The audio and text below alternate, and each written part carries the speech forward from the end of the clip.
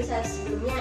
Nah teman-teman, di video saya sebelumnya itu ada dua kecerdasan yang sudah saya jelaskan, yaitu kecerdasan musikal dan kecerdasan bahasa. Nah, yang di video saya kali ini ada tiga kecerdasan yang ingin saya jelaskan, yaitu kecerdasan logika matematika, kecerdasan naturalis, dan kecerdasan spasial visual. Nah teman-teman, sebelum saya menjelaskan ketiga penjelasan tersebut, jangan kemana-mana, tetap tonton video saya ini. Yang ketiga, kecerdasan logika matematika atau logik smart.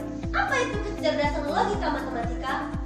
Kecerdasan logika matematika atau logik smart merupakan kemampuan seseorang dalam menghitung, mengukur, menyelesaikan hal-hal yang bersifat matematis.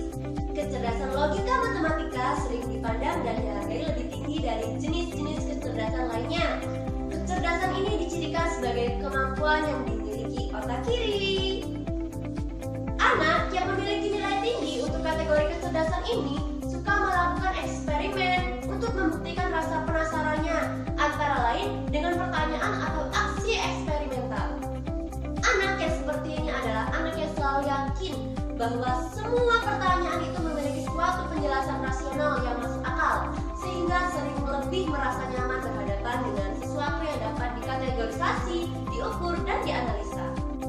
Ciri-ciri kecerdasan logika matematika ini yang pertama, mengenal konsep-konsep yang bersifat kuantitas, waktu dan hubungan sebab dan akibat.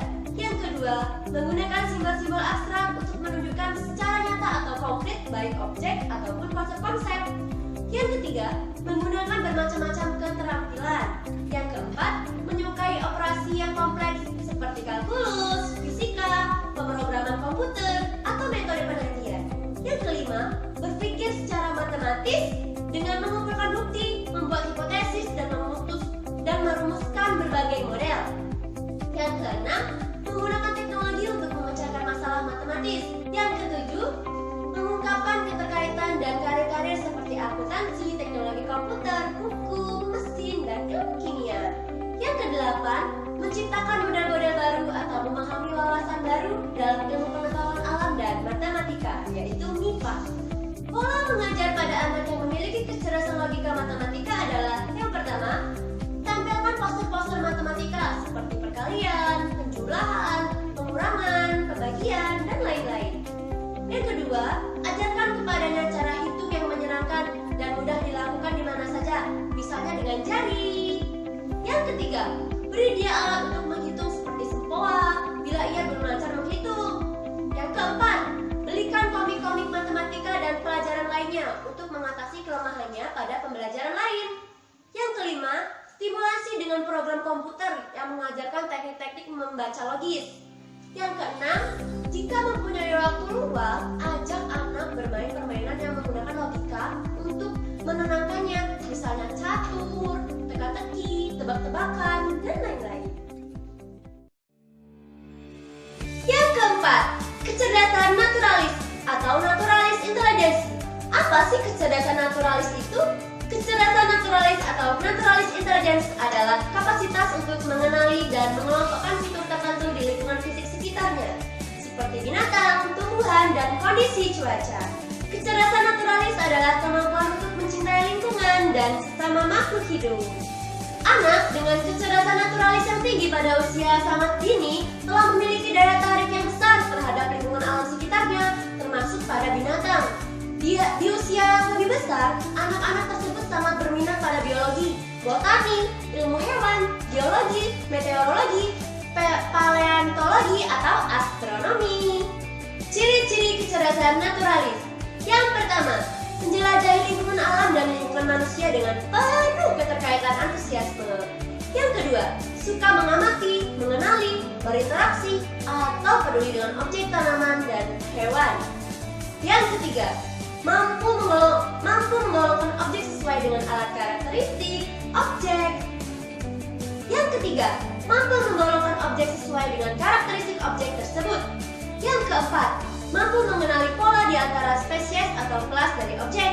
Yang kelima, suka menggunakan peralatan seperti mikroskop, binokuler, teleskop, dan komputer untuk mempelajari suatu organisme atau sistem. Yang keenam, senang mempelajari siklus kehidupan flora dan fauna. Yang ketujuh, bagaimana sesuatu itu bekerja. Yang kedelapan, mempelajari taksonomi tanaman dan hewan.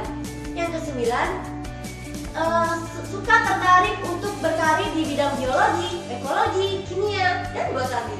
Yang ke-10, senang memelihara tanaman ataupun hewan. Nah, pola mengajar pada anak yang memiliki kecerdasan naturalis ini adalah yang pertama, kita bisa mengajaknya jalan-jalan di alam terbuka dan melakukan diskusi dengan anak mengenai apa yang ada di dalam alam sekitar. Yang kedua, melihat keluar jendela. Jadi kita sering mengajak anak melihat keluar jendela dan melihat kenampakan alam. Yang ketiga, gunakan tanaman sebagai metamorfora naturalistik untuk ilustrasi konsep setiap pembelajaran. Yang keempat, membawa hewan peliharaan ke kelas. Nah, di sini membawa hewan peliharaan ke kelas bukan berarti merusui kelas, tapi anak di sini diberi tugas untuk mengamati perilaku hewan tersebut. Yang kelima, ekostudi, yaitu ekologi yang diintegrasikan ke dalam setiap bagian pembelajaran di sekolah. Kesimpulan penting bahwa agar anak memiliki sikap hormat pada alam sekitar. Yang kelima, kecerdasan spasial visual. Apa itu kecerdasan spasial visual? Kecerdasan spasial visual ini memungkinkan orang membayangkan bentuk geometri atau 3 dimensi dengan lebih mudah karena ia mampu mengamati dunia spasial secara akurat dan mentransformasikan persepsi ini, termasuk di dalamnya adalah kapasitas untuk memvisualisasi, menghadirkan visual dengan grafik atau ide spasial, dan untuk mengarahkan diri sendiri dalam ruang secara tepat. Kecerdasan ini juga membuat individu mampu menghadirkan dunia ruang secara internal dalam pikirannya. Nah, ada ciri-ciri kecerdasan spasial visual. Yang pertama, pandai dan suka menggambar. Yang kedua, suka melamun.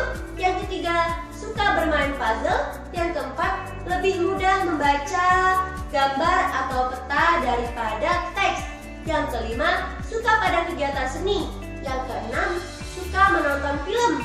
Yang ketujuh, bisa menggambar benda-benda 3 dimensi dengan baik. Yang kedelapan, senang coret-coret buku pelajaran dan kertas-kertas. Pola mengajar pada kecerdasan spasial visual ini, kita bisa membuat potongan kertas, membuat brosur, membuat label, membuat peta, mewarnai gambar, menyunting, memotret, mengecat, melukis, dan membuat ukuran-ukuran yang bisa jadi bentuk karya seni seperti itu. Nah, berdasarkan strategi yang sudah saya jelaskan, kita sebagai pendidik itu dapat menerapkan cara tersebut dan mengaplikasikannya ke dalam pembelajaran matematika. Di mana itu langkah-langkahnya seperti yang pertama itu kita bisa memotong kertas berwarna-warni, dapat diterapkan dalam materi bidang datar seperti persegi panjang, datar genjang, segitiga, dan bangun datar lainnya. Dengan adanya bentuk-bentuk bidang datar yang berwarna-warni ini, anak akan lebih bersemangat untuk mencari tahu bangun apakah itu. Dan juga anak tidak akan cepat bosan karena kertasnya berbeda-beda. Dari berbeda-beda itu kan berwarna-warni, jadi anak suka. Langkah yang kedua itu kita sebagai pendidik dapat menyiapkan gambar untuk diwarnai oleh peserta didik. Di sanalah anak mulai menggambarkan gambar atau objek tersebut ke dalam pikirannya, sehingga gambar tersebut akan terekam ke dalam memori pikirannya. Langkah yang selanjutnya itu kita bisa menerapkan kreativitas kita sesuai dengan keadaan yang sedang terjadi. Jadi kalau misalnya keadaannya tidak memungkinkan, jangan diterapkan dulu. Nah teman-teman, di video saya ini akan ada tayangan video S-Breaking yang berguna untuk membangkitkan teman-teman agar bisa membangkitkan anak belajar di kelas. Nah, ini dia videonya. Ya, siapa yang sudah pernah sama aku, angkat tangan. Hadiahnya kalau berhasil lancar 100.000.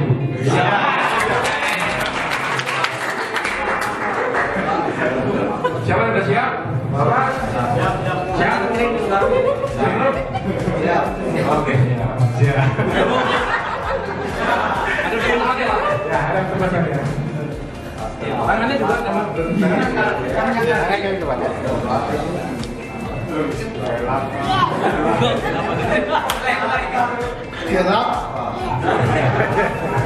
Gelapan. Ulangi ya, 1, 2, 3. Gelapan di paru, kepala digaruk. Kelapa diparut, kepala digaruk. Kelapa diparut, kepala digaruk. Kelapa diparut, kepala digaruk. Kelapa diparut, kelapa digaruk.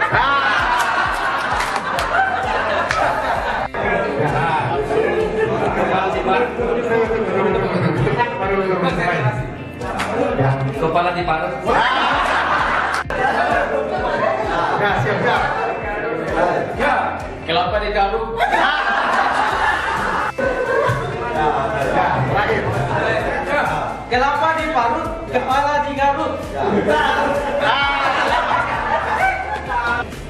Mulai. Kelapa diparut. Kelapa diparut, kepala digaruk. Kelapa diparut, kepala digaruk.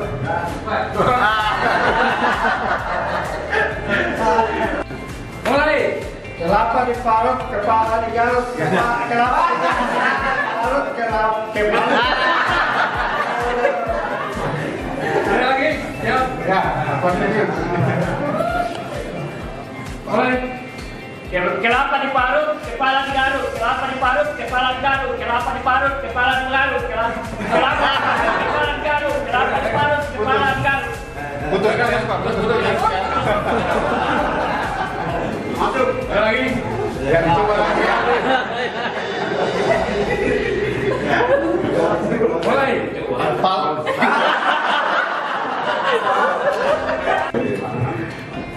Kelapa diparut, kepala digaruk. Kelapa diparut, kepala digaruk. Kelapa diparut, kepala digaruk. Kelapa diparut, kepala digaruk. Kelapa diparut, kepala digaruk.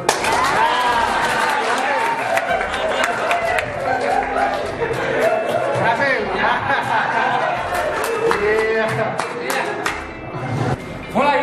Kelapa diparut, kepala digaruk. Putus. Siap. Mulai.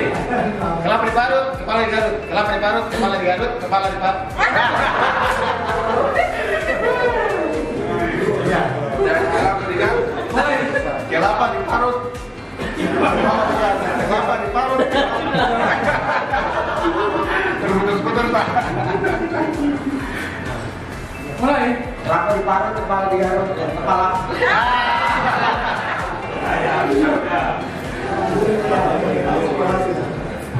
Mulai. Kelapa diparut, kepala digaruk. Kelapa diparut, kelapa. Konsentrasi. Mulai. Kelapa diparut, kepala digaruk. Kelapa diparut, kepala digaruk. Kelapa diparut, kepala digaruk. Kelapa diparut, kepala digaruk. Kelapa diparut, kepala digaruk. Masih ada satu kan? Masih ada ya.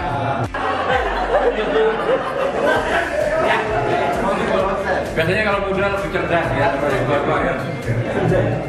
Mulai. Kelapa diparut, kepala digaruk. Kelapa diparut, kepala digaruk. Kelapa diparut, kepala digaruk. Kelapa diparut, kepala digaruk. Kelapa diparut, kepala digaruk.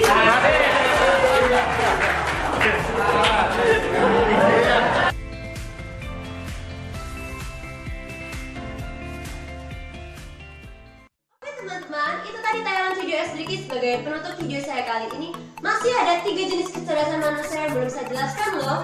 Terima kasih sudah menonton, tunggu video selanjutnya ya. Wassalamualaikum warahmatullahi wabarakatuh.